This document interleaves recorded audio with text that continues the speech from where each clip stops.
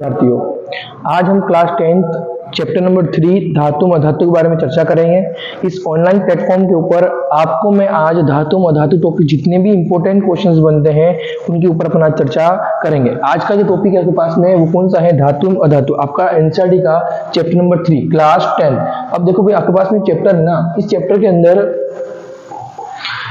के अंदर धातु जो है, इस धातु के सबसे पहले हम बात करते हैं भौतिक गुणधर्मों के बारे में। धातु कौन से गुणधर्मों के बारे में बात करेंगे? सबसे पहले अपन आज भौतिक गुणधर्मों के बारे में बात करेंगे। देखो, धातु और अधातु टॉपिक की बात करूं मैं, तो धातु और अधातु टॉपिक में सबसे पहले अपन समझते हैं धातु को। किसी भी पदार्थ में यदि धातु का गुण है और अधातु का गुण है तो उनको अपन या तो उनके भौतिक गुणधर्म के आधार पर या उसके रासायनिक गुणधर्म के आधार पर अपन अलग कर सकते हैं। यदि आपसे पूछ ले कि भौतिक गुणधर्म ज्यादा बेस्ट होगा या रासायनिक गुणधर्म ज्यादा बेस्ट होगा, तो सिंपल सी बात है कि सर्वाधिक बेस्ट होगा कौन सा होगा? आपका रासायनिक गुणधर्म होगा। इससे अपन 100% बता सकते हैं कि वस्तु धातु है या फिर अधातु है। परंतु भौतिक गुणधर्मों के बारे में थोड़ी चर्चा कर लेते हैं। कुछ धातु ऐसे होती है जिनके विशिष्ट भौतिक गुणधर्म होते हैं, इनके बारे में लेकर आपसे प्रश्न पूछे जाएंगे। ये क्लास जो है क्लास 10 के लिए भी अच्छी है और आपके जो एग्जाम्स हो रहे हैं बोर्ड के आपके जो एग्जाम्स हो रहे हैं आपके सीईटी के, रीट के, उनके लिए भी सबसे अधिक इंपॉर्टेंट क्लास हो सकती है। देखो भाई, धातु के भौतिक गुणधर्म के अंदर अपन बात करें, सबसे इंपॉर्टेंट टॉपिक जो आपका कौन सा है? धातु कैसे होती है? चमकदार होती है। धातु कैसे होती है? चमकदार होती है। धातु कैसे होती है? धातु का अच्छा गुण होता है कि धातु की जो ऊपरी परत होती है वो चमकदार होती है। जैसे आपके पास में आपका जो ओरम हुआ, मतलब आपका सोना हुआ, चांदी हुई, सिल्वर, जिसको अपन एजी कहते हैं, ये धातु कैसे होती है? चमकदार होती है। कॉपर हुआ, तांबा हुआ, ये भी अपना चमकदार होता है। दूसरी बात करते हैं अपन आघात वर्धनीयता गुण के बारे में बात करते हैं। आघात वर्धनीयता का मतलब क्या होता है? यदि किसी धातु को अगर अपन पीटते हैं और पीटने के बाद किसमें परिवर्तित हो जाए, चादर के अंदर परिवर्तित हो जाए, इस गुण को क्या कहते हैं? अपन आघात वर्धनीयता का गुण कहते हैं। अब देखो अपने पास में किस प्रकार के गुण हो सकते हैं। तो आघात वर्धनीयता की बात करें अपन, तो आघात वर्धनीयता का मतलब क्या होता है कि धातु को पीटने पर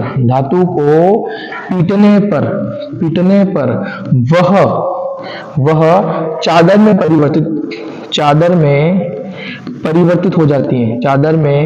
परिवर्तित हो जाती हैं। इसी को क्या कहते हैं? अपन आघात वर्धनीयता का गुण कहते हैं। इस बात को अच्छे से ध्यान में रखें। अगला है धातु किस प्रकृति की होती है? तन्यता। धातु का तन्यता का गुण होता है। धातु का तन्यता गुण होता है, इसका मतलब क्या हुआ? ध्यान से समझिए इस बात को कि धातु अधिक तन्य होगी। मतलब कुल मिला के आपके पास में अच्छा एग्जाम्पल देता हूं मैं आपको कि यदि आप सोना की दुकान जाके 1 ग्राम सोना लेके आते हो, अगर उसको खींचते हो तो खींचने पर आप उसका 2 किलोमीटर लंबा तार बना सकते हो। इस गुण का मतलब ये हुआ कि यदि आप 1 ग्राम सोना, सोने को लिखता हूं मैं AU, सोने का प्रतीक क्या होता है? AU को आप यदि तन्य करते हो, खींचते हो, लंबा तार बनाते हो, तो लगभग ये 2 किलोमीटर लंबा तार बना सकता है। इसी गुण को क्या कहते हैं अपन? क्या? तन्यता का गुण कहते हैं। मतलब धातु के अंदर तन्यता गुण पाया जाता है। तीसरा जो है वो इंपॉर्टेंट भी है। धातु के गलनांक जो होते हैं किस प्रकार के होते हैं? तो धातु के गलनांक जो होते हैं उच्च होते हैं। कैसे होते हैं? उच्च होते हैं। और धातु के गलनांक उच्च होते हैं तो ये धातु कैसी होगी? कठोर। धातु के अंदर एक गुण और अपन निकाल लेते हैं यहाँ से। धातु कैसी होती है? धातु के अंदर कठोरता का गुण पाया जाता है। धातु के अंदर कौन सा गुण पाया जाता है? कठोरता का गुण पाया जाता है। तो धातु के गलनांक क्या होते हैं? उच्च होते हैं। अब देखो यहाँ से प्रश्न क्या पूछेगा आपसे? धातु के गलनांक उच्च होते हैं, लेकिन क्या होगा आपके पास में? लेकिन आपके पास में गैलियम और सीजियम है तो उनके गलनांक क्या होते हैं? कम होते हैं। ठीक है, चलो नेक्स्ट देखते हैं अपन यहाँ पर धातु जो होती है विद्युत की क्या होती है? सुचालक। विद्युत की क्या होती है? यह सुचालक होती है। धातु विद्युत की क्या होती है? सुचालक होती है। धातु विद्युत की क्या होती है? सुचालक होती है। धातु विद्युत की क्या होती है? सुचालक होती है। और धातु उष्मा की भी क्या होती है? धातु उष्मा की भी क्या होती है? उष्मा की भी चालकता प्रदर्शित करती है। उष्मा की भी चालकता प्रदर्शित करती है। और सर्वाधिक जो आपके पास में उष्मा की चालक होती है वो कौन सी होती है? Ag एंड Cu, मतलब आपके सिल्वर और कॉपर जो होती है उष्मा की क्या होती है? सुचालक होती है। या आपके देखा है कि सिल्वर और कॉपर उष्मा के सबसे अच्छे चालक होते हैं। ध्यान रखिए इस बारे में आप। ठीक है भाई। और आपसे अच्छा क्वेश्चन और क्या पूछ सकते हैं आपसे यहाँ पर? तो एक अच्छा क्वेश्चन और पूछ सकते हैं कि चालकता तो आपको पता है कि कौन है? चालकता को पता है, कौन है, एजी एवं सीयू, एजी एवं सीयू। एजी का मतलब क्या होता है मित्रों, एजी का मतलब होता है सिल्वर, और सीयू का मतलब क्या होता है, कॉपर। सीयू का मतलब क्या होता है, कॉपर। ध्यान रखे इस बात को, क्लियर। अब देखो यहाँ पर उष्मा की कौन चालकता प्रदर्शित नहीं करता है परंतु धातु है, तो ध्यान रखे लेड, कौन, लेड, और कौन सी, मरकरी। लेड व मरकरी जो होते हैं वह एक ऐसी धातुएं होती हैं जो क्या करती है, उष्मा की कुचालकता का प्रदर्शित करती है। उष्मा की चालकता इनके अंदर पाई जाती नहीं है। उष्मा की कुचालक, उष्मा की कुचालक, इसको आप थोड़ा सा याद रखिए। प्रश्न पूछेंगे निम्न में से कौन सा उष्मा का कुचालक है, तो कौन सा हो जाएगा, लेड या मरकरी। ये दोनों भी दे सकते हैं आपको ऑप्शन के अंदर। इस बात को भी आप अच्छे से कवर करें। और आपके पास विद्युत चालकता भी होती है। विद्युत चालकता की बात करें, यदि विद्युत चालकता की हम बात करें, तो विद्युत चालकता की बात करें तो यहाँ पर विद्युत चालकता भी सर्वाधिक किसके अंदर हो जाएगी। विद्युत चालकता की बात करें तो विद्युत चालकता, विद्युत चालकता की बात करें तो सर्वाधिक विद्युत चालकता किसके अंदर होगी, एजी के अंदर ही होगी। फिर किसके अंदर होगी, कॉपर के अंदर होगी। एजी के अंदर होगी और फिर किसके अंदर होगी, आपके कॉपर के अंदर होगी। फिर एल्यूमिनियम के अंदर हो सकती है, और एल्यूमिनियम के बाद अपने कह सकते हैं किसके अंदर हो सकती है, लास्ट में अपन कह सकते हैं सोने के अंदर होती है। तो एजी और सीयू का विशेष करके ध्यान रखें, एजी और सीयू का क्या करें, विशेष करके याद रखें, ठीक है भाई। तो आपके पास में चांदी हो जाएगा, कॉपर हो जाएगा, और आपके पास में, अरे सॉरी अपन ने थोड़ा सा गलत लिख दिया यहाँ पर, एजी हो जाएगा, सीयू हो जाएगा, फिर एयू होगा, फिर कौन होगा, एयू। फिर चांदी हो जाएगी, फिर तांबा हो जाएगा, फिर सोना हो जाएगा, और फिर होगा आपका एल, फिर कौन होगा, एल्यूमिनियम, और लास्ट में हो जाएगा टंगस्टन। लास्ट में कौन हो जाएगा, टंगस्टन। तो आपको मेनली तो ये दोनों याद रखने, और चाहो तो आप ज्यादा से ज्यादा ये वाला याद रख सकते हो। इसका मतलब क्या होगा, सोना, ठीक है भाई। इसका मतलब क्या हो जाएगा, कॉपर, कॉपर मतलब तांबा। इसका मतलब क्या हो जाएगा आपका, सिल्वर, सिल्वर मतलब क्या हो जाएगी, चांदी, ठीक है भाई।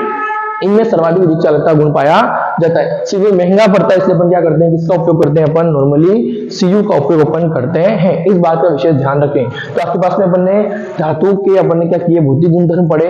धातु चमकदार होती है, आघात वर्धनीय होती है, तन्यता गुण में पाया जाता है, गलनांक उच्च होते हैं, विद्युत चालकता प्रदर्शित करते हैं। उष्मा की भी ये क्या होती है, सुचालक होती है, या उष्मा की सबसे अच्छी चालक होती है। उष्मा की चालकता गुण प्रदर्शित करता है अच्छे से आपके, उष्मा की चालकता गुण प्रदर्शित करता है आपका मेनली तो एजी एवं सीयू जो होते हैं उष्मा के अच्छे सुचालक होते हैं। इस बात को अच्छे से याद रखें, ठीक है भाई। ये आपके पास में धातु के जितने भी गुण होते हैं मैंने आपको बता दिए हैं। इस स्लाइड के अंदर जितने भी गुण थे वो मैंने आपको क्लियर करवा दिए हैं। आप इस स्लाइड को अच्छे से याद कर ले, क्लियर है भाई। चलो नेक्स्ट अपन देखते हैं यहाँ पर अधातुओं के बारे में। नेक्स्ट इसके बारे में बात करते हैं अपन अधातुओं के बारे में। देखो भाई अधातुओं का मतलब क्या होता है, ये अधातुएं क्या होती हैं। देखो धातुएं और एक होती है अधातुएं, एक होती है उभयित उप धातुएं। अपने चैप्टर के अंदर धातु अधातु ही दे रखा है, अपन धातु अधातु के बारे में पढ़ेंगे।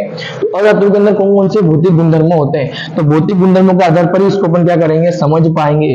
तो भौतिक गुणधर्मों के आधार पर इसको क्या कर पाएंगे, अपन समझ पाएंगे। देखो भाई अब देखते हैं अपन ऐसी धातुएं जिनके अंदर किस प्रकार गुण हो, वह चमकदार नहीं हो। पहले अपन बात करते हैं चमक की, तो इसकी बात करते हैं चमक की। तो ये चमकहीन होगी, और धातु कैसी होती है, चमकहीन होती है, इनकी चमक नहीं पाई जाती, चमक नहीं पाई जाती। परंतु यहाँ पर प्रश्न क्या बन जाएगा आपका कि सर आयोडीन अधातु है क्या, तो आयोडीन अधातु है। आयोडीन किस धातु है, अधातु है। हाँ सर आयोडीन क्या है, अधातु है। आयोडीन कैसी है, अधातु है। परंतु ये कैसी होती है सर, परंतु ये चमकदार होती है। ये कैसी होती है, चमकदार होती है। तो ये आपका क्या हो जाएगा, आपको याद रखना है। परंतु लिख देना है यहाँ पर कि परंतु आयोडीन अधातु है, परंतु वह भी क्या होती है, चमकदार होती है। इस बात को आप अच्छे से याद रखें।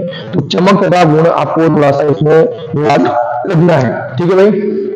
धातुएं जो होती हैं अपन ये बात बता सकते हैं कि धातुएं ठोस अवस्था में पाई जाती हैं, परंतु अधातुएं जो हैं वह द्रव और गैस अवस्था में अधिकतम मात्रा में पाई जाती हैं। परंतु ठीक है, देखो भाई धातुएं जो होती है वो ठोस द्रव गैस अवस्था में पाई जाती हैं। तो अपन एक ध्यान रखना है पर ब्रोमीन, जो ब्रोमीन जो होती है, ब्रोमीन भी क्या है, अधातु है। ब्रोमीन भी क्या है, अधातु है। ये कौन सी अवस्था में पाई जाती है, द्रव अवस्था में पाई जाती है। ध्यान रखना, निम्न में से कौन सी धातु द्रव अवस्था में पाई जाती है, तो आपके पास में कौन सी धातु हो जाएगी, ब्रोमीन धातु जो होगी, Br जो होगा, ब्रोमीन जो होगा वो क्या हो जाएगा आपका, ऐसी धातु है जो कौन सी अवस्था में पाई जाएगी, द्रव अवस्था में पाई जाती है। क्लियर हुआ। तो धातु अधातु जो होती है वो ठोस व द्रव अवस्था में पाई जाती है। तो कौन सी अधातु जो द्रव अवस्था में पाई जाती है, तो कौन सी हो जाएगी आपके पास में, कौन सी हो जाएगी आपके पास में, ब्रोमीन हो जाएगी। और भी होती गैसेस भी होती है, हाइड्रोजन हुआ, हीलियम हुआ, ये हाइड्रोजन हुआ है ना आपके पास में, और ये गैसें होगी आपके पास में, किस प्रकार की होगी, गैस अवस्था में पाई जाने वाली होगी। चलो, पहला गुण हमने चमकहीन का पढ़ लिया। दूसरा गुण अपन ने कौन सा पढ़ लिया, धातु की प्रकृति के बारे में पढ़ लिया। धातु जो होते हैं वो द्रव अवस्था के अंदर होता है, उसका एग्जांपल भी देख लिया अपन ने। जो ब्रोमीन होता है वो कौन सी अवस्था में होता है, द्रव अवस्था में पाया जाता है। नेक्स्ट अपन देखते हैं कि आपके पास में धातु जो होती है उनकी गलनांक और क्वथनांक के बारे में पढ़ते हैं। तो धातु गलनांक क्वथनांक की बात करें तो धातुओं का गलनांक बात करें, धातु अधातु की सॉरी अधातु की जो गलनांक की बात करें तो अधातु का गलनांक जो होता है बहुत ही ज्यादा कम होता है, बहुत ही क्या होता है, कम होता है, बहुत ही कम होता है। इस बात को भी आप थोड़ा सा याद रखें। और अगर आपसे क्वथनांक के बारे में पूछ ले तो क्वथनांक जो धातु वो क्या होता है, बहुत कम होता है। क्वथनांक भी क्या होता है, बहुत कम होता है। इस बारे में भी आप थोड़ा सा इसको नॉलेज में रखें कि जो अधातुएं होती हैं उनके गलनांक एवं क्वथनांक जो होते हैं बहुत ही कम मात्रा में पाए, बहुत कम मात्रा में जो होते हैं। फिर आपको यहाँ तक अब गलनांक क्वथनांक के बारे में बात करने के पश्चात इस बात को भी याद रखें कि धातुएं अधातुएं जो होती है उनका गलनांक बहुत कम है। परंतु शब्द को आप अच्छे से याद रखें कि परंतु आपके पास में जो हीरा है और आपके पास में जो ग्रेफाइट है, इस हीरा और ग्रेफाइट के गलनांक एवं क्वथनांक क्या होते हैं, उच्च होते हैं। गलनांक एवं क्वथनांक, गलनांक को मैं लिखता हूं मेल्टिंग पॉइंट और क्वथनांक को लिखता हूं मैं बॉइलिंग पॉइंट। ये दोनों क्या होते हैं, इसके उच्च होते हैं। और हीरे और ग्रेफाइट से क्या प्रश्न पूछ सकता है आपसे, तो हीरे और ग्रेफाइट से क्या प्रश्न पूछ सकता है, प्राकृतिक रूप में पाई जाने वाली, प्रकृति में पाई जाने वाली सबसे कठोर धातु, प्राकृतिक सबसे कठोर अधातु कौन सी होती है आपके पास में, तो कौन सी होती है, हीरा। देखो ग्रेफाइट जो होता है, ग्रेफाइट जो होते हैं वो विद्युत का क्या करते हैं, सुचालक। विद्युत की क्या होती है, सुचालक, विद्युत की सुचालक। देखो अधातुएं जो होती है, देखो अधातुएं जो होती है उनके अंदर गुण कौन सा होता है, अधातु के अंदर गुण होता है अधातुओं में विद्युत की चालकता नहीं पाई जाती। परंतु आपके पास में जो ग्रेफाइट है वो क्या होते हैं, विद्युत के सुचालक होते हैं। हीरा जो होता है प्राकृतिक पदार्थ है जो सबसे ज्यादा कठोर होता है। लेकिन ध्यान रखिए अधातुओं के गलनांक क्वथनांक बहुत ही कम होते हैं, परंतु आपके हीरा और ग्रेफाइट की बात करें तो वो क्या होता है, रखते हैं। तो इस बारे में आप थोड़ा सा याद रखें। तो अपन ने अभी जो है धातुओं और अधातुओं के अपन ने क्या पढ़े, भौतिक गुणधर्मों के बारे में पढ़े। 6 या 7 अपन ने भौतिक गुणधर्म पढ़े। 6 से अपन ने धातुओं में पढ़ा, वैसा उल्टा किसमें कर देना, आपको अधातु में कर देना है। और जो भी स्पेशल पॉइंट थे मैंने आपको कंप्लीट करवा दिए हैं। अब देखो आपके पास में जो है वो गुणधर्म आते हैं जिन्हें अपन कहते हैं रासायनिक गुणधर्म, जिन्हें अपन क्या कहते हैं, रासायनिक गुणधर्म। अब रासायनिक गुणधर्म की बात करें तो रासायनिक गुणधर्म पहला जो अपने पास में धातुओं के रासायनिक गुणधर्म की अपन पहले चर्चा करते हैं। देखो भाई ध्यान से देखना, धातुओं का अपन रासायनिक गुणधर्म, धातु के बारे में रासायनिक गुणधर्म के बारे में अपन चर्चा करते हैं। देखो रासायनिक गुणधर्म का मतलब होता है, सिंपल सी बात ये होती है कि धातुएं किस प्रकार से अभिक्रिया प्रदर्शित करती हैं। देखो सबसे पहले हम बात करें तो धातुएं किस प्रकार का दहन प्रदर्शित करती हैं। देखो दहन का मतलब होता है, सीधा सा मतलब होता है दहन का ऑक्सीजन से क्रिया। सीधा सा मतलब क्या होता है, ऑक्सीजन से क्रिया। देखो धातुएं जो होती हैं इसमें पहला अपन लिखते हैं धातुओं में रासायनिक गुण कौन सा होता है, दहन का। कौन सा होता है, दहन का। तो देखना ध्यान समझना, कोई भी धातु है, धातु को मैं क्या लिखता हूं, एम। धातु को मैं क्या लिखता हूं, एम। एम मतलब मेटल। और यदि वो दहन कर रही है मतलब किससे अभिक्रिया कर रही है, ऑक्सीजन से अभिक्रिया कर रही है। और ऑक्सीजन से अभिक्रिया करने पर किसका निर्माण करेगी, धात्विक ऑक्साइड का निर्माण करेगी। किसका निर्माण करेगी, वह धात्विक ऑक्साइड का निर्माण करेगी। तो कोई भी धातु है कोई भी धातु है यदि वह ऑक्सीजन से क्रिया करती है या धातु का जब भी दहन होता है तो वह किसका निर्माण करती है, धात्विक ऑक्साइड का निर्माण करती है। इस बात को आप अच्छे से याद कर ले। देखो भाई, तो अब यहाँ पर इस अभिक्रिया को आप संतुलित कर सकते हो, नहीं करना आता है तो आप लेक्चर नंबर 1 में देखें, आपको मैंने हीट एंड ट्रायल विधि से अच्छे समझा रखा है। अब देखो आपके पास में यहाँ पर ऑक्सीजन कितने हैं, 2, यहाँ पे कितना 1, तो इसके गुणांक में क्या लिख देंगे 2, इधर आपके मेटल कितने हो गए 2, तो इधर भी क्या लिख देंगे गुणांक में 2। आपकी समीकरण संतुलित हो चुकी है। LHS और RHS की तरफ दोनों तरफ आपके पास में नंबर ऑफ मोल्स क्या हो गए, इक्वल हो गए। क्लियर हुआ आपको यहाँ तक। नेक्स्ट देखते हैं अपन यहाँ पर कि भाई धातुएं जो होती हैं वो क्या करती हैं, दहन के दौरान क्या करती है, ऑक्सीजन से अभिक्रिया करती है, धातु ऑक्साइड का निर्माण करती है। अर्थात अपन ये कह सकते हैं कि धातुओं का दहन होने पर धातु ऑक्साइड का निर्माण होता है। जैसे अच्छा एग्जांपल लेते हैं अपन आपके यहाँ पर मैग्नीशियम का दहन, ये मैग्नीशियम रिबन का दहन। देखो मैग्नीशियम रिबन के दहन के लिए अपन को क्या करना पड़ता है, सबसे पहले अपन को क्या करना होगा, मैग्नीशियम को क्या करना पड़ेगा, ऑक्सीजन से अभिक्रिया करवानी पड़ेगी, और ऑक्सीजन से अभिक्रिया करवानी पड़ेगी तो आपके पास में क्या बनेगा, मैग्नीशियम ऑक्साइड। क्या बनेगा, मैग्नीशियम ऑक्साइड। और यह मैग्नीशियम ऑक्साइड जो होता है वह आपके व्हाइट कलर की पीपीटी मिलती है आपको इसके अंदर। अब देखो यहाँ पे भी आप इसको अपन संतुलित कर लेते हैं, इस प्रकार से अपने संतुलित हो जाएगा। अब देखो यहाँ से कभी कभी एग्जाम में प्रश्न पूछते हैं कि मैग्नीशियम रिबन का दहन करने से पहले इसको अपन रेतमाल की सहायता से क्यों साफ करते हैं, तो इसका सिंपल सी बात होती है कि रेतमाल की सहायता इसलिए साफ करते हैं इसको कि इसका जो सरफेस एरिया जो होगा, इसका जो पृष्ठीय क्षेत्रफल जो होगा वो क्या हो जाएगा, बढ़ जाएगा। पृष्ठफल बढ़ने पर आपके ऑक्सीजन की अभिक्रिया आसानी से वहां पर हो जाएगी। सिंपल सी बात है, उसको थोड़ा सा याद रख ले। क्लियर हुआ। मैग्नीशियम ऑक्सीजन से अभिक्रिया करके क्या बना रहा है, मैग्नीशियम ऑक्साइड बना रहा है। और अपन ये कह सकते हैं कि धातुएं जो होती है उनका दहन करने पर धातु ऑक्साइड का निर्माण करती है। क्लियर हुआ क्या आपको यहाँ तक? यस, मेरे हिसाब से क्लियर हो जाना चाहिए। और जितने भी धात्विक ऑक्साइड होते हैं, इनकी प्रकृति कैसी होती है, तो धात्विक ऑक्साइडों की प्रकृति कैसी होती है, धात्विक ऑक्साइडों की प्रकृति जो होती है वो अपने पास में ये मिलती है कि धात्विक ऑक्साइडों की प्रकृति होती है वो कैसी होती है, क्षारकीय। कैसी होती है, क्षारकीय प्रकृति के होते हैं। क्षारक क्या होते हैं हमने पढ़ चुके हैं पहले अपन। तो धात्विक ऑक्साइड की प्रकृति कैसी होगी, क्षारकीय प्रकृति के ये होंगे। क्लियर हुआ। इसी जगह अपन 1-2 एग्जाम्पल और पढ़ लेते हैं। एक तो अपन पढ़ते हैं कॉपर का जब दहन होगा तो ऑक्सीजन से होगा, और ये क्या बनाएंगे, 2CO का निर्माण करेंगे।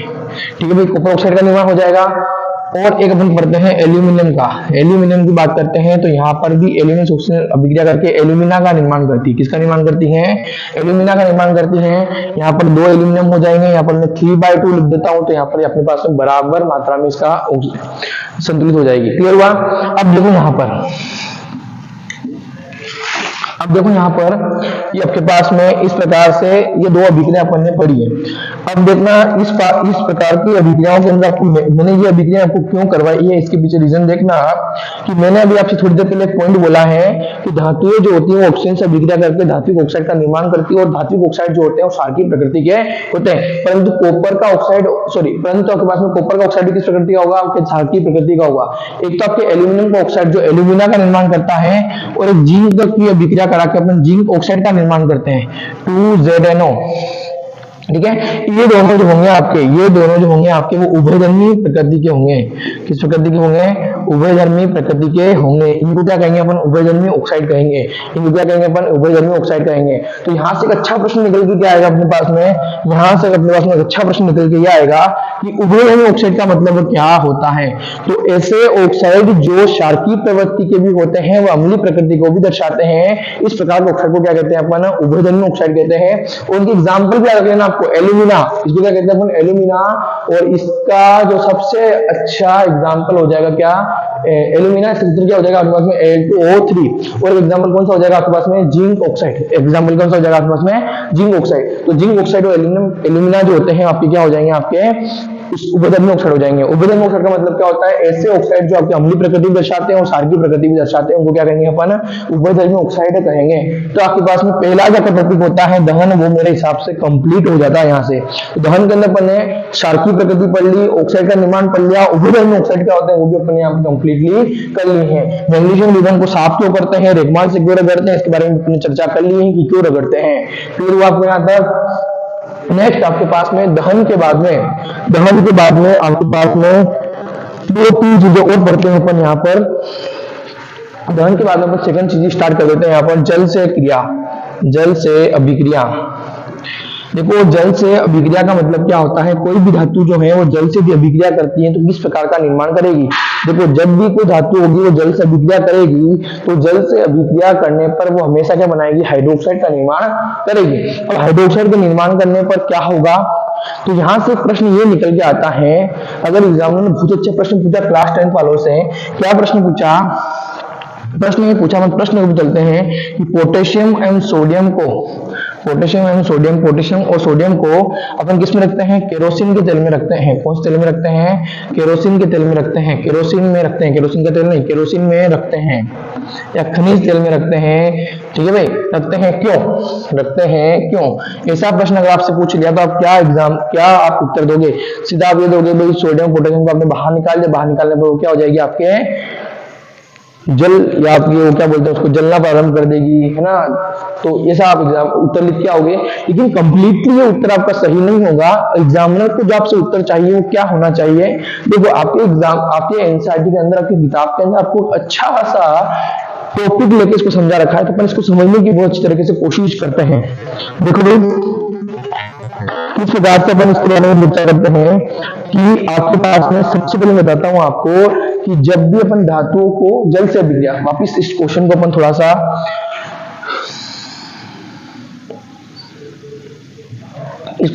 थोड़ा सा इधर रख देते हैं और अपन चलते हैं वापिस अपने टॉपिक की तरफ चलते हैं। इस क्वेश्चन को आपको ध्यान में रखना है, वापिस अपने जल से अभिक्रिया वाला टॉपिक को लेकर अपन यहाँ पर चलते हैं। देखो भाई, जब भी आपके पास में कोई भी धातु होगी, सिंपल ध्यान से मैं लाइनों को समझने की कोशिश करना, कोई भी धातु है, इस धातु की किससे अभिक्रिया होगी, जल से अभिक्रिया होगी, और जल से अभिक्रिया होने पर धातु क्या बनाएगा, धातु हाइड्रोक्साइड क्या बनाएगा, धातु हाइड्रो ऑक्साइड का निर्माण करेगा। ये M+ में M- क्या हो जाएगा, माइनस में हो जाएगा, धातु हाइड्रोक्साइड का निर्माण करेगा। साथ में यहाँ पर एक तो आपकी हाइड्रोजन गैस मुक्त होगी और साथ में क्या होगा, उष्मा बनेगी या उष्मा भी क्या होगी, मुक्त होगी। अर्थात ये जो आपके पास में अभिक्रिया जो होगी वो किस प्रकृति की होगी, उष्माक्षेपी प्रकृति होगी। एग्जाम में प्रश्न पूछ ले, क्या प्रश्न पूछ ले आपसे, प्रश्न ये पूछ ले सीईटी वालों से, रीट वालों से, निम्न में से कौन सा अभिक्रिया उष्माक्षेपी प्रकृति की होगी। यदि कोई धातु जल से अभिक्रिया कर रही होगी तो अभिक्रिया किस प्रकृति की हो जाएगी, उष्माक्षेपी प्रकृति की हो जाएगी। अर्थात उष्मा क्या हो जाएगी, बाहर निकल जाएगी। तो धातुएं जल से अभिक्रिया करके धातु हाइड्रोक्साइड का निर्माण करती है, हाइड्रोजन गैस मुक्त करती है, उष्मा का क्या करती है, निष्कासन करती है। अथवा अभिक्रिया जो हो जाएगी वो किस प्रकृति की हो जाएगी, उष्माक्षेपी प्रक्रिया हो जाएगी। उष्माक्षेपी अभिक्रिया का मतलब होता है वह अभिक्रिया जिसमें उष्मा का निष्कासन होता हो। और धातुएं जो होती है जल से अभिक्रिया करके उष्मा का निष्कासन कर रही है, अथवा अभिक्रिया उष्माक्षेपी अभिक्रिया हो जाएगी। अच्छे से इस बात को ध्यान से रखें। वापिस अपन अपने क्वेश्चन की तरफ आते हैं। क्वेश्चन क्या कह रहा है, आपके पास में क्या कह रहा है, पोटेशियम है,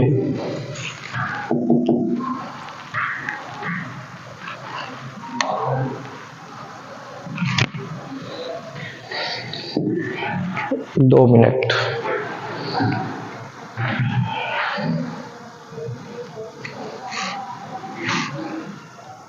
देखो भी आपका क्वेश्चन क्या कह रहा है कि पोटेशियम है और सोडियम है जो किसको अपन केरोसिन में रख रहे हैं। तो केरोसिन में रखने पर यहाँ पर आपके पास केरोसिन में रखने पर क्या हो जाएगा, आपके पास में केरोसिन में रखने पर आपके वो क्या केरोसिन रखते हैं क्यों, प्रश्न क्या पूछा उसने, केरोसिन रखते हैं क्यों। अब देखो जैसे अपन ने इसकी बात करी कि आपके पास में कोई भी धातु है या अधातु है, यदि सॉरी अपने पास में कोई भी धातु है, कौन सी धातु है, पोटेशियम और सोडियम है, जिनको अपन कहाँ रख रहे हैं, इसको केरोसिन रख रहे हैं, क्यों रख रहे हैं। तो सिंपल सी बात है कि धातुएं जब जल से अभिक्रिया करेगी देखो धातु को अपन ने बाहर निकाला, बाहर क्या है, आर्द्रताएं हैं, थोड़ी सी भी ऑक्सीजन है, आर्द्रताएं होगी, जैसे आर्द्रता के साथ में क्या करेगी, अभिक्रिया करेगी, अभिक्रिया करने पर क्या बना लेगी, पोटेशियम हाइड्रोक्साइड का निर्माण करेगी, साथ में अपने हाइड्रोजन गैस मुक्त करेगी और साथ में क्या करेगी, उष्मा का निर्माण भी करेगी। यही उष्मा जब हाइड्रोजन गैस के साथ में क्या कर लेगी, अभिक्रिया कर लेगी, तो वो क्या कर सकती है, आग पकड़ लेती है। इस बात को आप अच्छे से कंप्लीट करें, ठीक है भाई। अब देखो यहाँ पर किस प्रकार से ध्यान रखिए इस बात का आप, कैसे कि मैंने कहा आपके पास में पोटेशियम है, पोटेशियम की अभिक्रिया किससे हुई, जल से हुई, किससे हुई, जल से हुई। आपकी जैसे ही बाहर गया वो आपके यहाँ से, और जैसे ही बाहर गया और उसने किससे अभिक्रिया करी, जल से अभिक्रिया करी, जल से अभिक्रिया करी, क्या बना, पोटेशियम हाइड्रोक्साइड, क्या बना, पोटेशियम हाइड्रोक्साइड। सर प्लस और माइनस क्या है, ये आयन है, ये क्या है, आयन है, इसको अपन KOH भी लिख सकते हैं। देखो भाई पोटेशियम में जैसे अभिक्रिया करी जल से, जल के साथ क्या बना, पोटेशियम हाइड्रोक्साइड बना, और साथ में यहाँ पर हाइड्रोजन गैस भी मुक्त होगी और साथ में उष्मा भी निकलेगी। और यही उष्मा जब हाइड्रोजन गैस के साथ में अभिक्रिया कर लेती है तो आग पकड़ लेती है, क्या कर लेती है, आग पकड़ लेती है। इसलिए पोटेशियम और सोडियम धातु को अपन किसमें रखते हैं, जल में रखते हैं, ठीक है। ध्यान रखना इस बात का आप, क्योंकि अभिक्रिया कैसी होती है, उष्मा क्षेपी प्रक्रिया होती है, इसके अंदर हाइड्रोजन गैस उष्मा बाहर निकलती है, जैसे बाहर निकलती तो हाइड्रोजन गैस उष्मा क्या होती है, आपस में क्रिया करके आग उत्पन्न कर देती है, ज्वलनशीलता उत्पन्न कर देती है। इसलिए इसको अपन कहाँ रखते हैं, केरोसिन में रखते हैं। क्लियर हुआ क्या क्वेश्चन आपका, मेरे हिसाब से आपका क्वेश्चन ये क्लियर हो जाना चाहिए। चलो भाई नेक्स्ट देखो आप इसको, नेक्स्ट आपके पास में जो धातु की आपके पास में जल से क्रिया को मैंने आपको अच्छी तरीके से समझा दिया है। अब देखो भाई आपके पास में जो आपका लेड कॉपर Ag मतलब सिल्वर, ठीक है, और आपके पास में Au जिसको अपन क्या कहते हैं, सोना, ये आपके जल से अभिक्रिया नहीं देते, जल से अभिक्रिया नहीं देते, जल से अभिक्रिया नहीं देते। क्लियर हुआ का आपको यहाँ तक, लेड कॉपर Ag Au आपके जल से अभिक्रिया नहीं देते। इस बात को आप नोट डाल के लिख ले, इस बात को आप नोट डाल के लिख ले। आपके पास में जो Ag Au lead copper Ag Au जो आपके पास में वो क्या करेंगे, आपके अभिक्रिया नहीं देंगे। इस बात को आप अच्छे से कंप्लीटली कर लें। नेक्स्ट आप देखो यहाँ पर, नेक्स्ट आप देखो यहाँ पर आपके पास में जल से अभिक्रिया हो चुकी है। आपकी जल से अभिक्रिया अपन ने क्या क्या पढ़ा, जल से अभिक्रिया का अपन ने क्या क्या पढ़ा यहाँ पर कि भाई जल से अभिक्रिया करने पर, जल से अभिक्रिया करने पर आपके पास धातु हाइड्रोक्साइड बनता है, साथ में हाइड्रोजन गैस मुक्त होती है, साथ में उष्मा मुक्त होती है। कॉपर पोटेशियम और सोडियम के केस में क्या होता है, ज्वलनशीलता उत्पन्न करती है। कैसे करती है मैं आपको समझा चुका हूँ। और कौन कौन अभिक्रिया नहीं देता है, लेड का विशेष करके याद रखें, लेड जो होता है आपको जल से अभिक्रिया नहीं देता है। क्लियर हुआ कि यहाँ तक आपको मेरे हिसाब से क्लियर हो जाना चाहिए। नेक्स्ट जो है आपके पास में वो कौन सा है कि धातुओं की अम्लों से क्रिया, धातुओं की किससे क्रिया, अम्लों से क्रिया। अब धातु जब अम्ल से क्रिया करेंगे, धातु जब अम्ल से क्रिया करेंगे तो किस प्रकार के उत्पाद का निर्माण करेंगे। देखो ध्यान समझना इस बात को। देखो धातु के अम्लों से क्रिया, जब धातु जो है, यदि धातु जो है यदि वो अम्ल से विक्रिया करती है, और नॉर्मली अपन अम्ल जो लेते हैं वो कौन सा लेते हैं, तनु। कौन सा लेते हैं, तनु। सर तनु का मतलब क्या होता है, यदि किसी भी अम्ल के अंदर जल की मात्रा अधिक मात्रा में हो, जल अधिक मात्रा में, उसको क्या कहते हैं, अम्ल कहते हैं। धातु जब अम्ल से विक्रिया करती है, धातु जब अम्ल से विक्रिया करती है तो किसका निर्माण करती है, लवण का निर्माण करती है। किसका निर्माण करती है, साल्ट का निर्माण करती है। लवण का निर्माण वो क्या करती है, अपने साथ में करती है। तो धातु अम्ल से विक्रिया करके लवण का निर्माण करती है, और साथ में ही हाइड्रोजन गैस को मुक्त करती है। साथ में हाइड्रोजन गैस को क्या करती है, मुक्त करती है। इस बात को अब याद रखें, धातु अम्ल से विक्रिया करके लवण का निर्माण करती है, साथ में हाइड्रोजन गैस को मुक्त करती है। अब देखो आपसे प्रश्न क्या पूछेंगे, यदि मैं यहाँ पर अम्ल में HNO3 ले लूं, क्या ले लूं, HNO3 ले लूं, या नाइट्रिक अम्ल ले लूं। कौन सा अम्ल है ये, नाइट्रिक अम्ल। यदि मैं किसी धातु का अभिक्रिया नाइट्रिक अम्ल से कराता हूं, यदि मैं किसी धातु की अभिक्रिया नाइट्रिक अम्ल से कराता हूं, तो नाइट्रिक अम्ल से कराने पर वहां पर हाइड्रोजन गैस मुक्त नहीं होगी, हाइड्रोजन गैस मुक्त नहीं होगी। सामान्यतः धातु की अभिक्रिया अम्लों से कराने पर, सामान्यतः धातु की अभिक्रिया अम्लों से कराने पर लवण और हाइड्रोजन गैस मुक्त होती है, परंतु यदि अपन नाइट्रिक अम्ल की केस की बात करें तो वहां पर हाइड्रोजन गैस मुक्त नहीं होती। इस बात को आप अच्छे से याद रखें, इस बात को आप अगर अच्छे से याद रखें, एक आप इस चीज को याद रखें, और एक चीज और याद रखिए आप यहाँ पर जो इम्पोर्टेंट भी है, मेरे अकॉर्डिंग यहाँ से प्रश्न भी आना चाहिए। क्या प्रश्न बनेगा?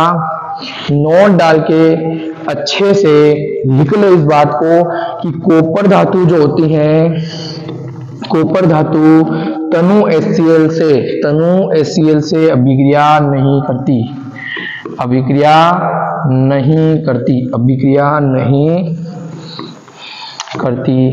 इस बात को आप अच्छे से नोट कर ले। तो धातु अम्लों से अभिक्रिया करके लवण और जल हाइड्रोजन गैस का निर्माण करती है। या प्रश्न ऐसे हो सकता है कि धातु जब अम्लों से अभिक्रिया करती है, इनमें से कौन सी गैस उत्पन्न होती है? हाइड्रोजन गैस उत्पन्न होती है। लेकिन ऐसा प्रश्न आ जाए कि धातु जब नाइट्रिक अम्ल से अभिक्रिया करती है तो वह हाइड्रोजन गैस का उत्पादन करती है क्या? नहीं करती है, क्योंकि नाइट्रिक अम्ल होता है प्रबल ऑक्सीकारक होता है, ये क्या कर देता है? उसका ऑक्सीकरण कर देता है, इसलिए हाइड्रोजन गैस का निर्माण नहीं होगा। वो कॉपर धातु जो होगी HCl से अभिक्रिया नहीं करती है। इस बात को अच्छे से कंप्लीटली याद रखें। क्लियर हुआ अपना तक? धातु के अम्लों से अभिक्रिया मैंने यहाँ पर कर ली है। मेरे हिसाब से एनसीईआरटी के अंदर आपके 3 पॉइंट दे रखे थे, मैंने आपको अच्छे से इसको क्या करा दिया है, कंप्लीट करा दिया है। आपके तो दहन के बारे में आपको मैंने बता दिया है पूरा। उसके बाद मैंने आपको धातु के दहन के बारे में बता दिया, हाइड्रोजन ऑक्साइड के बारे में बता दिया। उसके बाद मैंने आपको जल से अभिक्रिया बता दी मैंने आपको यहाँ तक। अम्लों के साथ में अभिक्रिया मैंने आपको यहाँ पर क्या कर दी है? कंप्लीटली बता दी है। ठीक है भाई। अब देखो आप यहाँ से जो आपको इंपोर्टेंट क्वेश्चन जो बन सकते हैं, इंपोर्टेंट क्वेश्चन जो बन सकते हैं, वो आपका एक टॉपिक और रहता है बीच में, उसका नाम है एक्वारेजिया। क्या नाम है उसका? एक्वारेजिया। ठीक है भाई। देखो भाई अपन एक्वारेजिया की बात करें, देखो भाई अपन अगर एक्वारेजिया की बात करें तो यहाँ पर क्या होता है कि एक्वारेजिया जो होता है वो एक प्रकार के दो अम्लों का क्या होता है? मिश्रण होता है। अब सर अम्ल कौन से होते हैं? तो अम्ल आपके पास में होगा, एक अम्ल होगा आपके पास में एक तो अम्ल होगा HCl, और अम्ल कौन सा होगा आपके पास में? HNO3। कौन कौन से अम्ल होंगे? एक तो आपके अम्ल होगा HCl, एक अम्ल होगा कौन सा? HNO3। मतलब अपन क्या करते हैं, यदि किसी पात्र के अंदर अपन HCl का जैसे अपने पास में मान लो HCl को अपन HCl और HNO3 को किसी पात्र के अंदर 3:1 में क्या कर देते हैं? मिश्रित कर देते हैं। कितने अनुपात में? 3:1 में क्या कर देते हैं? मिश्रित कर देते हैं। मतलब 75% भाग तो HCl का और 25% भाग नाइट्रिक अम्ल का अगर अपन मिश्रित कर देते हैं। और अम्ल कैसे होने चाहिए? सांद्र प्रकृति के होने चाहिए। तो सांद्र का मतलब क्या होता है? यदि कोई आपके पास में अम्ल है तो उसके अंदर जो अम्ल है उसकी मात्रा क्या होनी चाहिए? अधिकतम होनी चाहिए। उसको क्या कहेंगे अपन? सांद्र कहेंगे। सांद्र मतलब गाढ़ा। ठीक है भाई। तो यहाँ पर क्या हो जाएगा आपके पास में HCl 3:1, HCl HNO3 का मिश्रण कितना होता है? यहाँ पर 3:1 होता है। इसी क्या कहते हैं अपन? एक्वारेजिया का मिश्रण कहते हैं। और इस मिश्रण का उपयोग कहाँ होता है? जब सोनार जो होते हैं ना, वो आपके एक तो प्लेटिनम धातु और एक आपको कौन सी धातु? एक तो आपके प्लेटिनम धातु और एक आपकी कौन सी धातु? इसका पीटी को क्या कहते हैं? प्लेटिनम। क्या कहते हैं इसको अपन? प्लेटिनम। और एक आपकी धातु होती है कौन सी? सोना, AU। इनको गलाने के लिए किसका उपयोग करता है? एक्वारेजिया का उपयोग करता है। एक्वारेजिया क्या होता है? HCl HNO3 का 3:1 का मिश्रण होता है। इस बात को आप अच्छे से कवर कर ले। ठीक है भाई। ये आप अच्छे से इसको कंप्लीट कर ले। एक्वारेजिया आपका ये वाला पॉइंट होता है। ठीक है भाई। नेक्स्ट अपन देखते हैं धातुएं जो होती हैं इस प्रकार का अभिक्रिया करती हैं। नेक्स्ट आपके पास में जो टॉपिक आता है, नया टॉपिक आपके पास में आता है, वो कौन सा है? सक्रियता श्रेणी। नया टॉपिक कौन सा आपके पास में? सक्रियता श्रेणी। देखो भाई सक्रियता श्रेणी का मतलब क्या होता है? धातुओं को उनकी सक्रियता के आधार पर, धातुओं को उनकी सक्रियता के आधार पर अवरोही क्रम में जमाना क्या कहलाता है? सक्रियता श्रेणी कहलाता है। तो धातु को उनकी सक्रियता अर्थात अभिक्रियाशीलता के आधार पर, अभिक्रियाशीलता क्रम के आधार पर, या धातुओं की अभिक्रियाशीलता के क्रम को अवरोही क्रम में जमाना क्या कहलाएगा? आपका सक्रियता श्रेणी कहलाएगा। अब देखो इसके अंदर क्या होता है, धातु की सक्रियता श्रेणी से क्या क्या प्रश्न पूछ सकते हैं आपसे, ध्यान समझे इसको आप।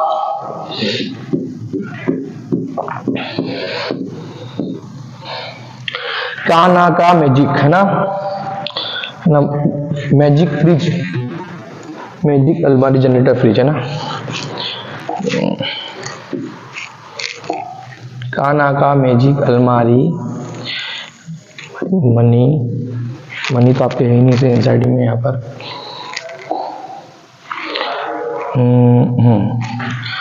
काना का मैजिक अलमारी, जनरेटर पेज, कड़े कोनी है ना, स्नेहा हवा ही फूटेगी आज। होगी पिटाई। देखो भाई, आपके पास में सग्रिता श्रेणी बनी हुई है, मैंने ऊपर से नीचे तक बनाया है इसको। एक बार अपन इसको अच्छे से बना लेते हैं। देखो आपके इंसाइड में जो दे रखे हैं अपन कंप्लीट कर लेते हैं। काना का मैजिक अलमारी जनरेटर फ्रिज इसमें प्रभाव। चलो ठीक है ठीक है, अपन ट्रिक लिख लेते हैं। काना का मैजिक, मैजिक आपका वही ऑटो, मैजिक ऑटो, काना का मैजिक, काना का मैजिक, ठीक है, काना का मैजिक। फिर अपन क्या लिखेंगे, अलमारी। काना का एक तो क्या है, काना के पास में क्या है, एक मैजिक ऑटो है, उसके पास में अलमारी है, फिर आपके पास उसके पास में एक जनरेटर भी है। क्या है, जनरेटर भी है, उसके पास फ्रिज भी है। काना के पास में क्या क्या है, काना के पास में क्या क्या है, मैजिक है, अलमारी है, जनरेटर है, फ्रिज है। ठीक है भाई, उस फ्रिज है। अब उसके साथ में उसकी वाइफ भी है, उसका नाम क्या है, स्नेहा और प्रभा। दो वाइफ है उसके साथ में, स्नेहा और कौन है, प्रभा। स्नेहा प्रभा, स्नेहा प्रभा, स्नेहा प्रभा ही कुटेगी, ही कुटेगी, कुटेगी आज होगी पिटाई। और जब पिटाई होती है तो क्या बोलते हैं अपन, क्या बोलते हैं अपन, आऊ। क्या बोलते हैं अपन, आऊ। लग गई अपने, ठीक है। तो काना, काना मतलब के, काना मतलब क्या हो जाएगा, के। काना मतलब क्या हो जाएगा, के। फिर के, काना सी ए है ना। फिर मैजिक मतलब एम जी, फिर क्या हो जाएगा, ए एल, फिर क्या हो जाएगा, जेड एन, जनरेटर। फ्रिज मतलब एफ ई, स्नेहा मतलब एस एन, प्रभा मतलब पी बी, ही मतलब क्या हो जाएगा, एच। क्या हो जाएगा, एच। कुटेगी मतलब क्या हो जाएगा, सी यू। आज का मतलब क्या हो जाएगा, ए जी। होगी का मतलब क्या हो जाएगा, एच जी। पीटे का मतलब क्या हो जाएगा, पी टी। और आउ का मतलब क्या हो जाएगा, ए यू। ठीक है भाई, इस बारे में आप अच्छे से कंप्लीटली इसको याद रखें। ठीक है, काना का मैजिक अलमारी जनरेटर फ्रिज स्नेहा प्रभा ही कुटेगी आज होगी पिटाई आऊ। आप इसको याद रखें, इस अच्छे से कंप्लीट इसको करें। ठीक है भाई, अब देखो इसके अंदर क्या होता है, यदि अपन इसको ऊपर से नीचे आते हैं, यदि अपन ऊपर से नीचे आते हैं तो आपके धातु की अभिक्रियाशीलता का जो क्रम है, धातु की अभिक्रियाशीलता जो होती है वो क्या होती है, घटती है। धातु की अभिक्रियाशीलता क्या होती है, घटती है। अभिक्रियाशीलता क्या होती है, घटती है। तो घटेगी अभिक्रियाशीलता, इससे प्रश्न बनता है आपका सर्वाधिक अभिक्रियाशील धातु कौन सी होगी, सोडियम। सोडियम। और सर्वाधिक कम कौन सी हो जाएगी आपके पास में, ओरम या आपका सोना। क्लियर हुआ आपको यहाँ तक। तो सर्वाधिक अभिक्रियाशील धातु कौन सी हो जाएगी आपकी, पोटेशियम। और सर्वाधिक कम कम कौन सी हो जाएगी यहाँ पर, ओरम हो जाएगी। जो ऊपरी जो धातु होती है वो सर्वाधिक अभिक्रियाशील होती है, मध्यम अभिक्रियाशील धातु होती है, और सबसे कम कौन सी होती है आपकी, नीचे वाली धातु से होती है, सबसे कम क्रियाशील होती है। हाइड्रोजन का एसआरपी, एसओपी का मानक, मतलब मानक अपचयन विभव, मानक ऑक्सीजन विभव जो होता है उसका मान कितना होता है, 0 होता है। आपको इसके अंदर ये याद रखना है।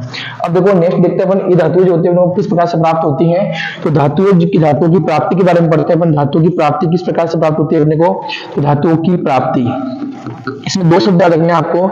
एक तो याद रखना आपको खनिज, और याद रखना आपको अयस्क। खनिज क्या होता है कि जो आपके पास में जो प्रकृति के अंदर भूप्रकृति के अंदर से प्राप्त होने वाली जितनी भी धातुएं होती हैं वो क्या कहते हैं अपन, खनिज कहते हैं। भूप्रकृति के अंदर प्राकृतिक रूप से पाई जाने वाली जितनी भी धातुएं होती हैं उनको अपन क्या कहते हैं, खनिज कहते हैं। तो भूप्रकृति में पाई जाने वाली सारी धातुएं जो होगी क्या कहलाएगी, खनिज कहलाएगी। और अयस्क का मतलब क्या होता है, खनिज के अंदर पाए जाने वाला, यह धातु भूप्रकृति में पाए जाने वाले वे पदार्थ जिनमें क्या होती है, खनिज की मात्रा अधिकतम होती है, उनको अपन क्या कर सकते हैं, सुगमता से, सरलता से, आसानी से, या फिर कह सकते हैं कम खर्चे में अगर उसको प्राप्त कर ले तो उनको क्या कहेंगे अपन, अयस्क कहते हैं। भूप्रकृति में पाए जाने वाले धातु को कहेंगे अपन खनिज। और यदि आपके पास में भूप्रकृति में पाए जाने वाले खनिज जो है उसके अंदर क्या हो, धातु की मात्रा अधिकतम हो, जिसको अपन सुगमता से, सुगमता से, आसानी से, कम खर्चे में प्राप्त करने, उसको अपन क्या कहेंगे, अयस्क करेंगे। और धातु को निष्कर्षण करने के लिए अयस्क में से क्या करेंगे अपन, अयस्क में से धातु निकालेंगे बाहर, अयस्क में से धातु का क्या करेंगे, निष्कर्षण करेंगे। तो अयस्क में से धातु का निष्कर्षण करने के लिए अपने को क्या करना पड़ेगा, इसकी कुछ विधियां होती है, इनको अपन क्या करना पड़ेगा, अपने को पढ़ना पड़ेगा। लेकिन आपके यहाँ पर ज्यादा कोई आपकी विधियां नहीं है, इसलिए आप थोड़ा सा दो ही चीज याद रखें यहाँ पर। एक तो वर्ड याद रखें भर्जन, और एक आप वर्ड याद रखें यहाँ पर कौन सा, निस्तापन। कौन सा वर्ड याद रखें यहाँ पर, निस्तापन। निस्तापन में आपके आ रहा है नी, क्या आ रहा है, नी मतलब क्या होता है, नहीं। नहीं मतलब यहाँ पर ऑक्सीजन की अनुपस्थिति। ऑक्सीजन क्या होती है यहाँ पर, अनुपस्थित होती है। ऑक्सीजन क्या होती है यहाँ पर, अनुपस्थित होती है। और भर्जन में क्या होती है, ऑक्सीजन उपस्थित होती है। अब देखो आपके पास में कुछ धातुएं होती हैं, इनके यदि सल्फेट अयस्क होते हैं तो धातुओं के सल्फेट अयस्क के अंदर, धातु के सल्फेट अयस्क के अंदर आपके पास में धातु के जो सल्फेट अयस्क होते हैं, धातु के सल्फेट अयस्क को आखिर धातु के सल्फेट अयस्क होते हैं, उनको अपन ऑक्सीजन के साथ में क्या करते हैं, अतिरिक्त ताप पर क्या करते हैं, गर्म करते हैं, भट्टी के अंदर गर्म करते हैं, तो क्या हो जाएगी, वहां पर उनका ऑक्साइड का निर्माण हो जाएगा। ऑक्साइड के निर्माण के बाद में उसको क्या कर देंगे, अपन अलग निकालेंगे, तो वर्जन स्थापन कर देंगे। उसमें क्या होगा, आपके पास में कार्बोनेट अयस्क जो होते हैं उनको अपन क्या करते हैं, कार्बोनेट अयस्क जो होते हैं धातुओं के, उनको अपन क्या करते हैं, वायु के अनुपस्थिति के साथ में गर्म करते हैं, तो वहां पर आपके धातु का ऑक्साइड निर्माण हो जाता है। कुल मिला के इन दोनों के अंदर एक पॉइंट याद रखना, इन दोनों के अंदर क्या बनते हैं, धात्विक ऑक्साइड बनते हैं। क्या बनते हैं, धात्विक ऑक्साइड बनते हैं। क्या बनते हैं, धात्विक ऑक्साइड बनते हैं। क्या बनते हैं, धात्विक ऑक्साइड बनते हैं। देखो आपने एग्जाम्पल लेता हूँ कुछ वर्जनों निष्कापन के। देखो वर्जन में क्या होता है, वर्जन में यदि आपके पास में जिंक का अयस्क आपके पास में जिंक सल्फाइड, कौन सा अयस्क आपके पास में, जिंक सल्फाइड, तो सल्फाइड के जब वो भी अयस्क होंगे उनको वर्जन के दौरान क्या करेंगे, ऑक्साइड में परिवर्तित करेंगे। तो ऑक्सीजन परिवर्तित कैसे करेंगे, ऑक्सीजन से विक्रिया होगी अत्यधिक ताप पर ना, ताप दे देंगे यहाँ पर थोड़ा सा अपन, ताप देने पर क्या होगा, यहाँ पर ये जिंक ऑक्साइड में परिवर्तित हो जाएगा और सल्फर डाइऑक्साइड गैस क्या हो जाएगी, यहाँ से बाहर निकल जाएगी। इसी तरह से निस्तापन के अंदर क्या होगा, निस्तापन के अंदर एक आपके जिंक का अयस्क होता है, कौन सा, जिंक कार्बोनेट, कौन सा होता है, जिंक कार्बोनेट। इसके अंदर अपन क्या करेंगे, ऑक्सीजन की अनुपस्थित रखेंगे और अपन इसको क्या करेंगे, ताप देंगे, तो अपने पास में एक तो जिंक ऑक्साइड प्राप्त हो जाएगा और साथ में क्या हो जाएगी, CO2 गैस यहाँ से रिमूव हो जाएगी। तो वर्जन और निस्तापन में आपको यही याद रखना है, वर्जन और निस्तापन में यही याद रखना है। नेक्स्ट देखो भाई, आप यहाँ पर ये आपकी धातु की प्राप्ति खनिज किसे कहते हैं, अयस्क किसे कहते हैं, समझा दिया मैंने। धातु का निष्कर्षण जो होता है वो दो प्रकार से करते हैं। निष्कर्षण करने से पहले अपन इसको क्या करते हैं, जिंक ऑक्साइड में या ऑक्साइड के अंदर परिवर्तित करते हैं। तो ऑक्साइड में परिवर्तित करने के लिए दो विधियां होती है, एक तो वर्जन और कौन सा हो जाएगा, निस्तापन। वर्जन के अंदर ऑक्सीजन की उपस्थिति होती है और निस्तापन के अंदर ऑक्सीजन की क्या होती है, अनुपस्थिति होती है। मैंने दोनों तरफ एक एग्जांपल लिया, यदि सल्फर अयस्क लेंगे तो ऑक्सीजन का अपन क्या करा देंगे, अभिक्रिया करा देंगे, और आपके पास में यदि ऑक्सीजन की अनुपस्थिति होगी तो वहां पर कौन सा अयस्क होगा, कार्बोनेट अयस्क होगा। कौन सा अयस्क होगा आपके पास में, कार्बोनेट अयस्क होगा। बच्चे से याद रखिए। आज का लास्ट टॉपिक जो अपने पास में बचा हुआ है वो टॉपिक कौन सा आपके पास में, संक्षारण। कौन सा टॉपिक है, संक्षारण। देखो संक्षारण का मतलब क्या होता है कि आपके पास में कोई भी धातु है, आपके पास में कोई भी धातु है, यदि वह धातु अम्ल आर्द्रता के संपर्क में आ जाती है, अम्ल क्षारीय आर्द्रता के संपर्क में आ जाती है, तो धातु के अम्ल क्षारीय आर्द्रता के संपर्क में आने पर धातु की परत जो होती है, ऊपरी परत जो होती है वो क्या हो जाती है, संक्षारित हो जाती है। इसी प्रक्रम को अपन संक्षारण कहते हैं। एक बार सुने, यदि कोई भी धातु है, यदि अम्ल क्षार या आर्द्रता अथवा नमी के संपर्क में आ जाती है तो धातु के ऊपर अलग परत का निर्माण हो जाता है या धातु क्या जाती है, संक्षारित हो जाती है। इसी प्रक्रम को क्या कहते हैं, अपन धातु का संक्षारण कहते हैं। ऐसी प्रक्रम को क्या कहेंगे, अपन धातु का संक्षारण कहेंगे। देखो संक्षारण के अपन एग्जाम्पल क्या क्या पढ़ते हैं, संक्षारण के अपन एग्जाम्पल क्या क्या पढ़ते हैं। पहला एग्जाम्पल जो होता है आपके पास में वो होता है Ag की काली परत। सिल्वर के ऊपर कौन सी परत है, आपने चांदी की पायल देखेंगे कि काली परत हो जाती है ना, तो Ag की काली परत, और इसका काली परत बन जाती है। जैसे आपके पास में पायल है, ठीक है, इसके ऊपर काली परत निर्माण हो गया, ये काली परत का निर्माण हो गया। ये काली परत जो है ना, इसका सूत्र क्या हो जाएगा, सिल्वर सल्फाइड। क्या हो जाएगा, सिल्वर सल्फाइड, Ag2S याद रखें। पहला संक्षारण का उदाहरण क्या हो जाएगा आपके पास में, Ag की काली परत, इसका सूत्र क्या हो जाएगा, Ag2S। पहला आपका ये हो गया। ऊपर दूसरा याद रखिए, कॉपर की हरी परत। कॉपर के ऊपर कौन सी परत जमा हो जाती है, हरी परत का निर्माण होता है। इसका जो संघटक होता है, रासायनिक सूत्र जो होता है वो कौन सा होता है, कॉपर कार्बोनेट के साथ में कॉपर हाइड्रोक्साइड का मिश्रण। कॉपर कार्बोनेट के साथ में कॉपर हाइड्रोक्साइड का मिश्रण, ये आपके हरी परत का संघटक या सूत्र होता है। क्लियर हुआ आपको यहाँ तक। और तीसरा संक्षारण का उदाहरण क्या हो जाएगा आपके पास में, आयरन या आपके पास में लोहे पर जंग लगना। लोहे पर क्या लगना, जंग लगना। एक बात विशेष करके याद रखिए, जब लोहे पर जंग लगती है या धातु के ऊपर जब संसारित होती है तो धातुओं का जो द्रव्यमान होता है वो क्या हो जाता है, बढ़ जाता है। तो लोहे पर जंग लगना, ठीक है भाई। और जब लोहे पर जंग लगता है तो उसका सूत्र क्या हो जाएगा, Fe2O3। क्या हो जाएगा, Fe2O3 फेरिक ऑक्साइड। क्लियर हुआ आपको यहाँ तक। ये संक्षारण के आपके कुछ अच्छे एग्जाम्पल्स मैंने आपको कवर करा दिए हैं। क्लियर हुआ। नेक्स्ट अपन देखते हैं यहाँ पर संक्षारण के बचने के उपाय। संक्षारण के बचने के उपाय, इसमें पहला एग्जांपल अपने से याद रखना, यशद लेपन। कौन सा लेपन, यशद लेपन। यशद लेपन के अंदर आप ऐसे याद रखें कि यदि किसी भी धातु के ऊपर, आपके पास में कोई धातु है तो उस धातु के ऊपर क्या करते हैं अपन, जिंक की परत चढ़ा देते हैं। माना कि आपके पास में कोई धातु है, इस धातु के ऊपर क्या करते हैं अपन, जिंक या जस्ते की क्या कर देते हैं, परत चढ़ा देते हैं। तो उसके ऊपर क्या करते हैं अपन, जिंक की परत चढ़ा देते हैं। इस परत का निर्माण जो रहा है इसको अपन क्या कहते हैं, यशद लेपन कहते हैं। किसी भी धातु के ऊपर जिंक की परत का निर्माण होना, जिंक की परत का लेपन करना बनना क्या कहलाएगा, आपका रेफरेंस जैसा लेपन कहलाएगा। और दूसरा जो एग्जाम्पल होता है इसका सबसे अच्छा, दूसरा जो उपाय होता है वो होता है मिश्र धातु का निर्माण। मिश्र धातु का निर्माण, इसका मतलब ये होता है कि यदि अपन किसी धातु के साथ में क्या करते हैं, अन्य धातु का थोड़ा सा मिश्रण मिला देते हैं, तो धातु क्या होती है, आसानी से संसारित नहीं होती, आर्द्रता अम्ल क्षारकता के संपर्क में नहीं आती। इसको क्या कहते हैं, मिश्र धातु कहते हैं। मिश्र धातु का मतलब होता है कि दो पदार्थ या दो धातुओं को समान मात्रा में, या फिर अपन कह सकते हैं कि समान अनुपात के संघटक में क्या कर देते हैं, अपन मिला देते हैं, इसको क्या कहते हैं, अपन मिश्र धातु कहते हैं। इसके एग्जांपल्स आप याद रखें, मिश्र धातु के एग्जांपल्स आप अच्छे से याद रखें। पहला एग्जांपल आप रखें याद, स्टेनलेस स्टील। कौन सा याद रखें आप, पहला एग्जांपल आप याद रखें इसके अंदर, स्टेनलेस स्टील। स्टेनलेस स्टील, और स्टेनलेस स्टील के एग्जांपल क्या हो जाए, स्टेनलेस स्टील का मिश्र धातु क्या हो जाएगी आपके पास में, आयरन प्लस क्रोमियम प्लस निकल। जब आयरन, क्रोमियम और निकल को अपन क्या कर देते हैं, मिला देते हैं, तो इस प्रकार का जो प्राप्त आपको मिश्र धातु होती है, इसको अपन क्या नाम दिया, अपन ने स्टेनलेस स्टील नाम दिया। एक एग्जांपल याद रखिए आप। दूसरा एग्जांपल आपके पास में है, दूसरा एग्जांपल आपके पास में है, वो कौन सा आपके पास में, कांसा। दूसरा एग्जांपल कौन सा आपके पास में, कांसा है। दूसरा एग्जांपल कौन सा आपके पास में, कांसा। कांसा जो एग्जांपल आपके पास में, उसको क्या कहते हैं अपन, कांसा जो है आपके पास में, उसको अपन ब्रॉन्ज भी कहते हैं। क्या कहते हैं, ब्रॉन्ज। और कांसा का जो आपके पास में मिश्रण होता है वो होता है कॉपर और टीन का। कॉपर और टीन का क्या होता है, मिश्रण होता है। इसमें कॉपर 90% होता है और टीन कितने परसेंट होता है, 10% पाया जाता है। तो इस प्रकार की, इसको भी याद रखिए आप, कॉपर और टीन का जो मिश्रण होता है उसको अपन क्या कहते हैं, कांसा कहते हैं। ये दो आप अच्छे से याद रखें। इसके अलावा आपको याद रखना हो तो पीतल को याद रख ले आप, पीतल को आप याद रख ले। तीसरा एग्जाम्पल आपको याद रखना हो तो आप क्या याद रख सकते हो, पीतल को याद रख लो आप। पीतल के अंदर क्या होता है, पीतल के अंदर कॉपर और जिंक का मिश्रण होता है। कॉपर और जिंक का मिश्रण होता है। कॉपर इसके अंदर 70% होता है और जिंक इसके अंदर 30% होता है।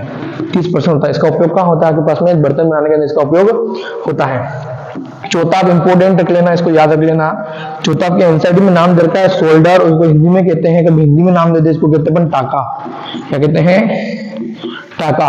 और जो टाका का जो आपके पास में मिश्र धातुएं जो होती हैं, तो धातु के अंदर धातुएं होती है, कौन से होती है, धातु के अंदर जो टाके के अंदर या शोल्डर के अंदर जो धातुएं जो होती हैं वो कौन कौन सी हो जाएगी, इसको मैं यहाँ लिख देता हूँ।